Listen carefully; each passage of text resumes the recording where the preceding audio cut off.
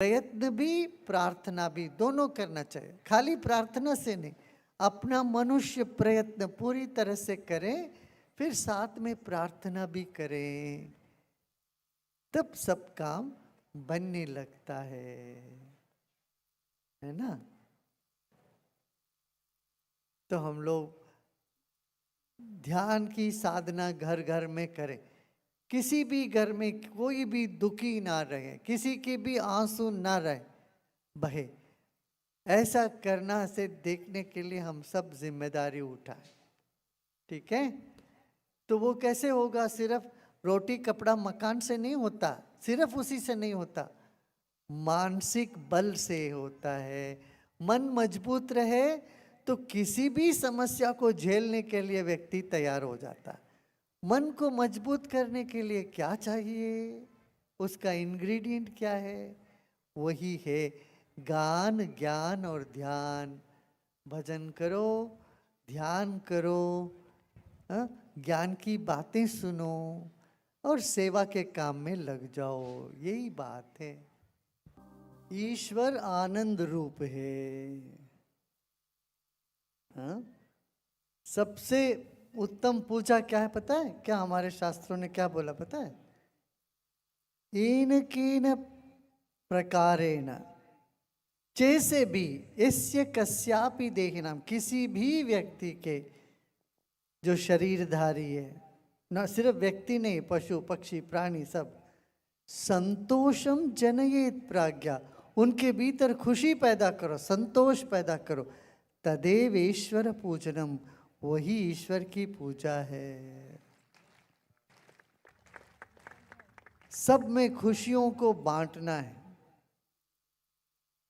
वो कैसे बांटोगे? कोई आदमी दुखी रहना चाहता है तो क्या करोगे तुम? और उनको कुछ भी दो फिर भी दुखी रहते हैं। ऐसा कितने लोगों का अनुभव है? हाथ उठाइए, देखते हैं। देखो, ज्ञान के बगैर मन साफ नहीं होता।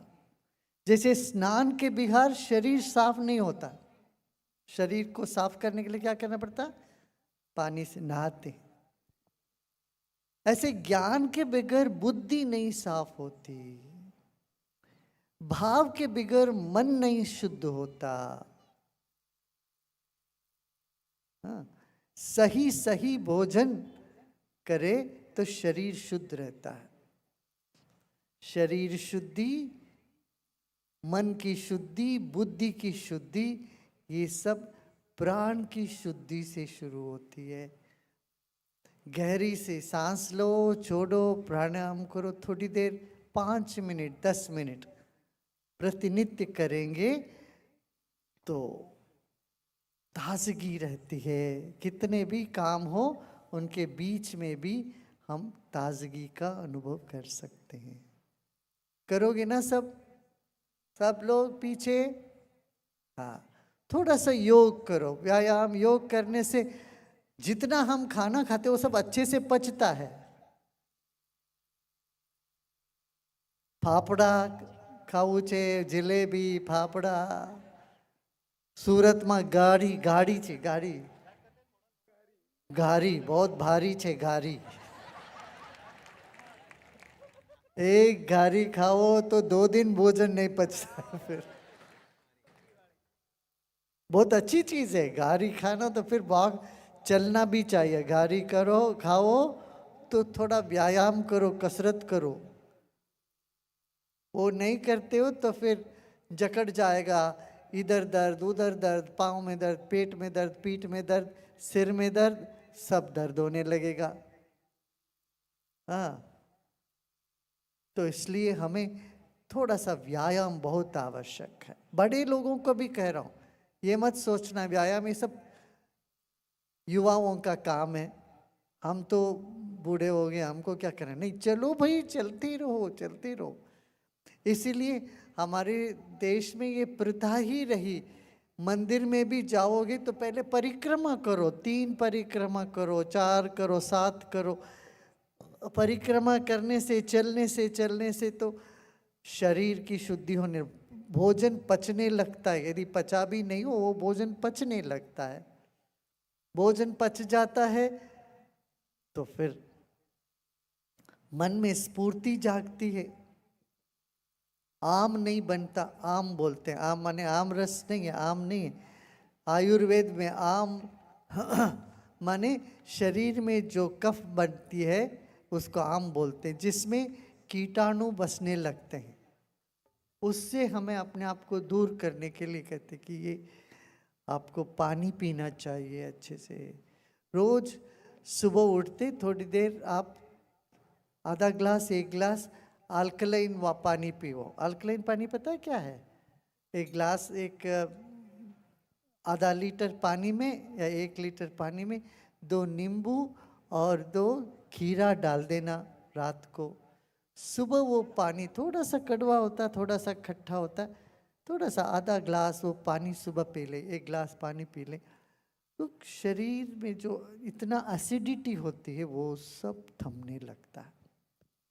मैं ये सब नुक्स आपको बता रहा हूँ ताकि ये हम समग्र रूप से देखते हैं शरीर, मन और आत्मा की जो स्वास्थ्य ही स्वस्थ स्वास्थ्य है, तीनों ठीक होनी चाहिए।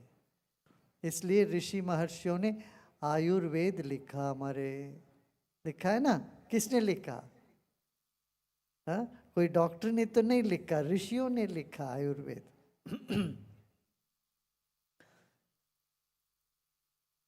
और स्वास्थ्य वृत्त कहते हैं, उसमें यही है, प्रतिनित्य प्रार्थना करो। प्रार्थना करने से हमारे जीवन की ऊर्जा उठती है। जैसे किसान क्या करता है, देखो आज बीज कोश का अनावरण किया, इतने 5000 तरह के बीज है गुजरात में।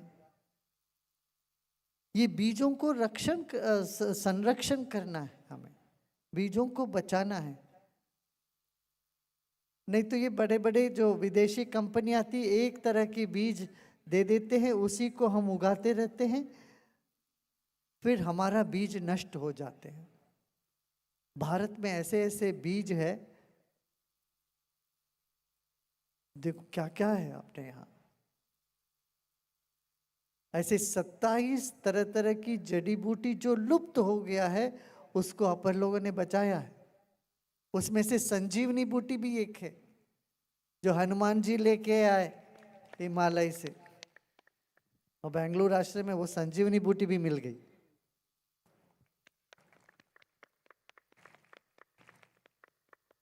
तो इस तरह से हमें जड़ी बूटियों को बचाना है, ऐसे ही बीज को बचाना है। बीज कोश इसलिए बनाया, किसान अपने देशी तरीके के बीज को बोए, इससे जो हमारी वैविध्यता है बीज का, इसको हम संरक्षण कर पाएंगे। हाँ,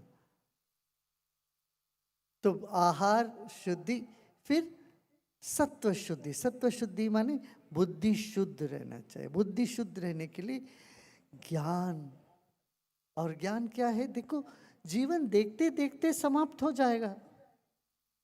कितने लोग आप देखते देखते मर गए, मर गए कि नहीं?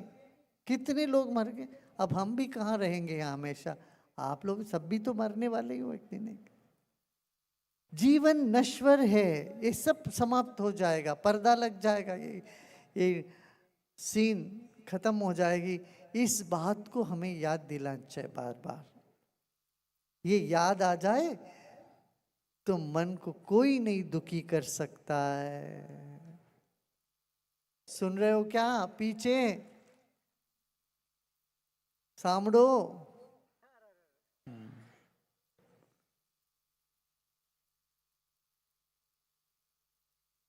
किस बात से दुखी होते हैं हम?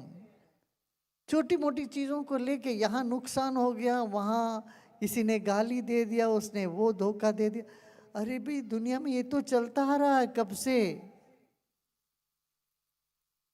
और दूसरों के गलती के लिए आप नाराज होते रहोगे, चिंतित रहते रहोगे, तो आप अपने को सजा दे रहे हो, अपने को पनिश कर रहे हो खुद को।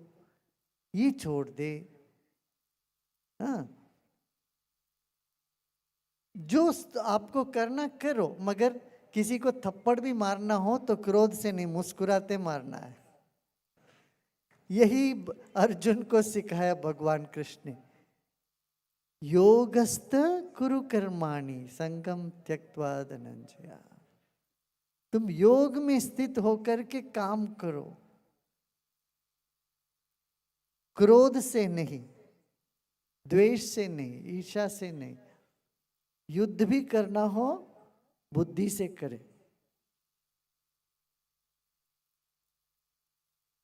तो मन को साफ रखे, ज्ञान से मन साफ हो। नहीं ज्ञानेन सदृशम पवित्रमिह विद्यते। ज्ञान के जैसे साफ करने वाली कोई चीज नहीं है। वो बेस्ट डिटर्जेंट है। रोज 5-7 मिनट ज्ञान की बातें सुनना। हमने तो कितने सारे बातें रखा है। आप गीता से सुन लीजिए, उपनिषद सुन लो, या आप कोई भी ज्ञान। हमने अंतरंग वार्ता किया एक सच्चे साधक के लिए, 1 पेज पढ़ना। 7 साल हम बोलते गए, वो लोगों ने उसको रिकॉर्ड किया। उसमें से 1 पन्ना 1 रोज पढ़ लो, देखो उस दिन में जो चीज तुमको लिए तुम्हारे लिए चाहिए वो होने लगा।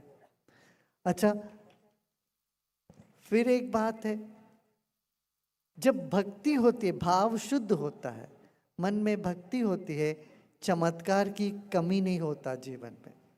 कितने लोगों के जीवन में चमत्कार हो रहा है? हाथ उठाइए देखते हैं। हाँ, जो आप चाहे सो हो रहा है। कितने लोगों को हो रहा है वो सब बात? ये देखो, जब भक्ति है, समर्पण है, हम आप जो चाहते हो वो करके रहते हो, होता ही है।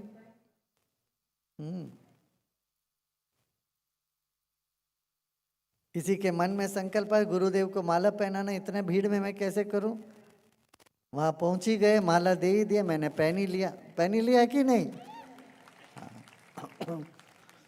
तो आप में इतना बल है, उसको नजरअंदाज नहीं करना, कम मत मानना। हाँ, भाव शुद्ध, और भजन से, कीर्तन से भाव शुद्ध होता है।